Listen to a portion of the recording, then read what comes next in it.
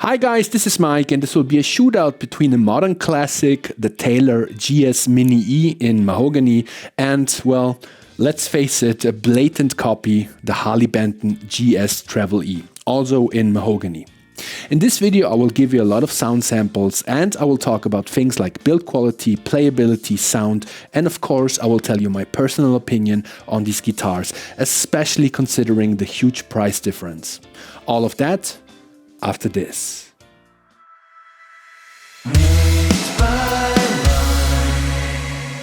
With two eyes. Okay guys, let's do this, and by the way, if you're new to the channel, welcome. So let's start with talking about what you get for your money and how these things are built. Chapter 1. Features. So obviously both of these guitars have a couple of things in common, but also some things are very different, like for example the tone woods. So the Taylor has a neo-tropical mahogany top, layered sapel back and sides, a tropical mahogany neck and a West African Creelicam ebony fretboard.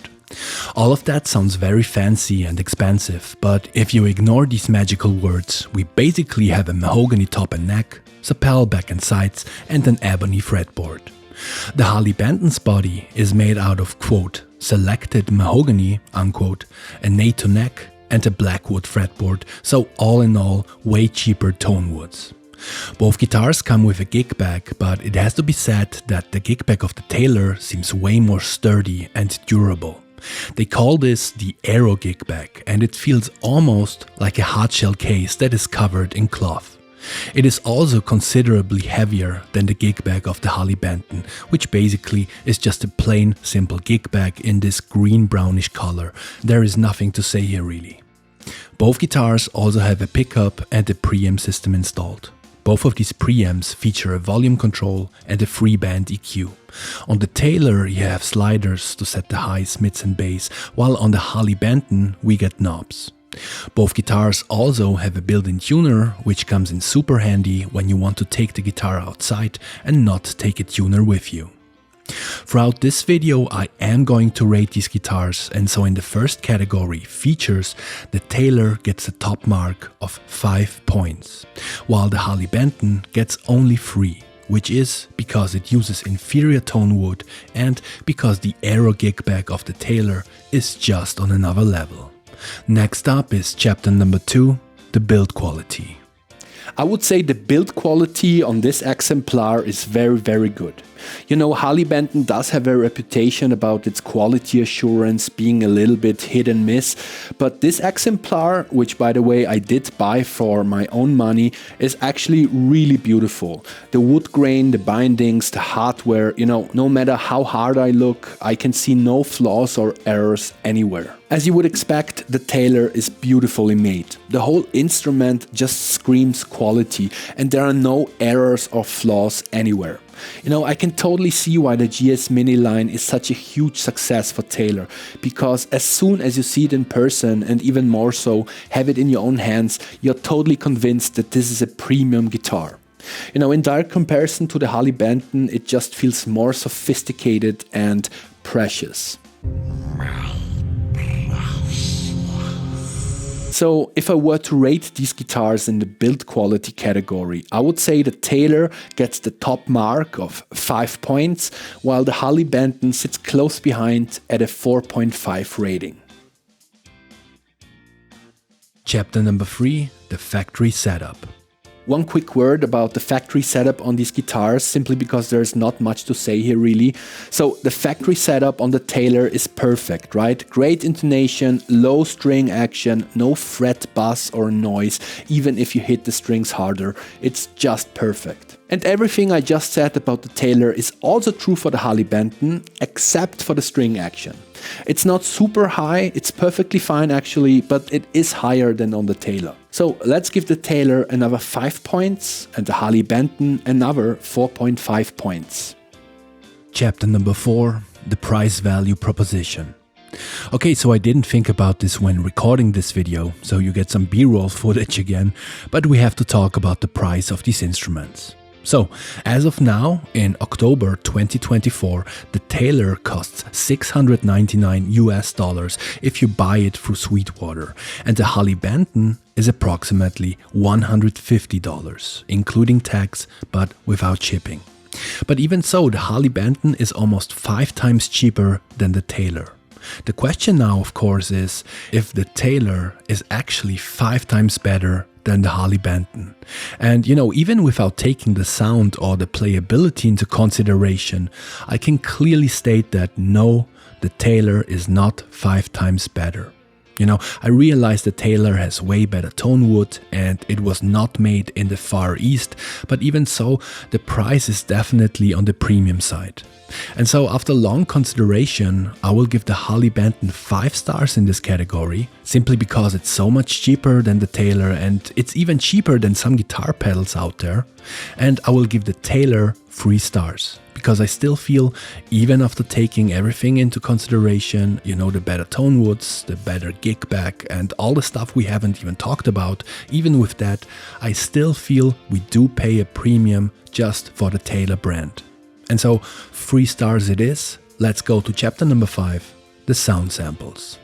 Okay, so enough with the rating for now, we'll continue later on. Now let's actually go to the sound samples, right? And I tried to make this as interesting as possible. And so the first couple of seconds of each sample will be kind of like a blind test, right?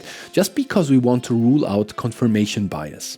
So the best thing to do for you guys is to be open-minded, listen to how these guitars sound and what you think is the nicer sound. Okay? And after that, I will tell you how I think these guitars actually play and what I think about the sound. So, here we go. Enjoy.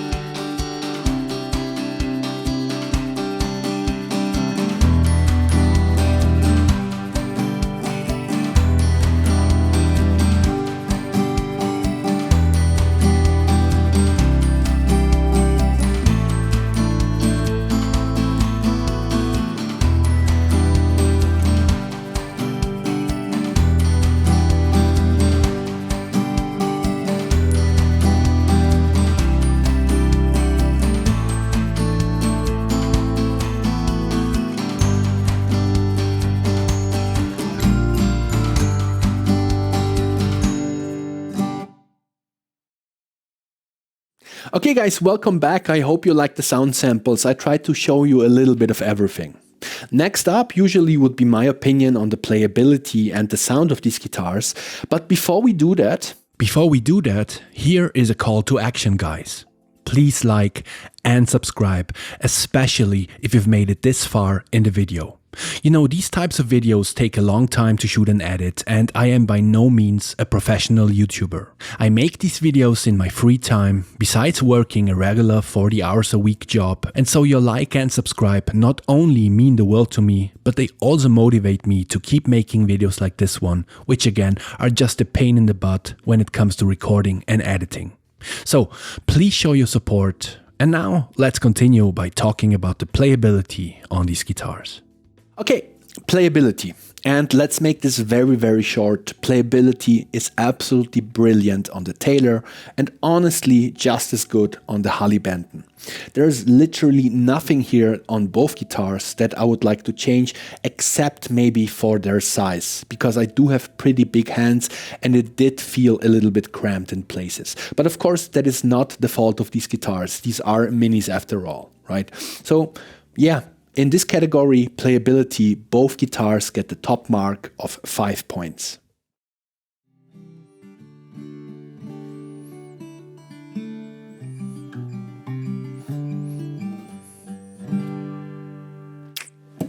Okay, so let me talk about sound now. And oh man, this will be divisive. I will put a trigger warning in the top right corner just because I don't want, sensitive souls to feel offended or anything. But, let me actually start with the Taylor, and this is interesting.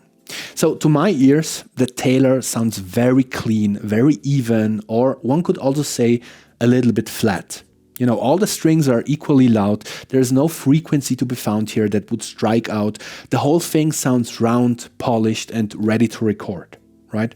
Speaking of which, if you were to record with this guitar, I guarantee you wouldn't have to use a lot of compression, or maybe even none at all, because this guitar just produces such an unbelievably even signal, right? It sounds almost perfect. But, there's a but here, you could also argue that perfection isn't something one would want from an instrument, because that also means it's a little bit sterile, uninteresting, or simply put, boring. The Harley Benton is almost the exact opposite of that. It's not even, I would argue it has a scooped sound with a lot of highs and a healthy bass, but not a lot of mids. And then it's also way more expressive than the Taylor, and it translates what and how you play way better. It has character. It may not be such a sweet talker as the Taylor, but to me it sounds way more honest. Right? So basically, we're talking about two very different sounds here. But since I have started to rate these guitars and I can't go back now, I can only give both guitars the same rating, which will be a 4. And if you're wondering why a 4 and not a 5, I can only say that both have the same issue in my opinion. They sound a tiny little bit boxy, especially if you compare them to a bigger guitar, which is not a big deal. But especially for recording, I would say a bigger guitar would be better. Okay, so we have arrived at the final rating according to the points we gave in the individual categories.